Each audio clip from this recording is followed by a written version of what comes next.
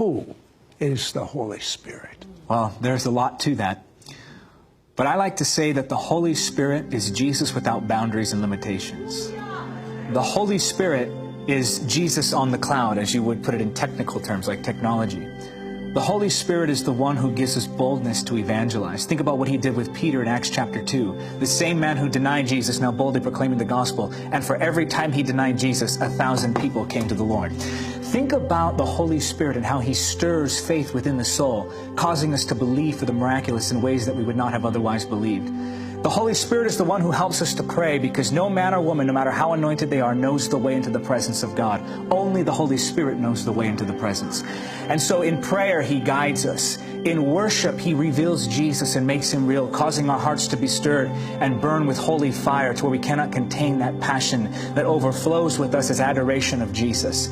The Holy Spirit is the one who helps us to walk in holiness. So for those who are bound and weighed down by the shame and the sickness that is sin, the Holy Spirit offers freedom. He is the holiness Spirit, the one who breaks the power and the chains that, even those habits that people have had for years. He breaks those addictions. He breaks those bondages. The Holy Spirit is the one who delivers the captives from demonic oppression.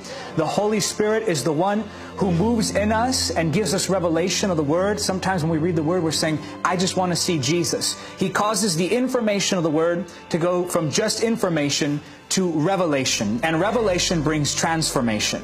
The Holy Spirit is the one who goes with us and gives us the words to speak when we don't know what we should say. In those moments where we're saying, Holy Spirit, help me. I don't know how to win this one to the Lord. I don't know how to speak. The Holy Spirit will stir within you words that come straight from the Father. The Holy Spirit is the one who opens the heart of the sinner, causing them to go from stubborn, stone-hearted individuals to people who bow before Jesus as Lord.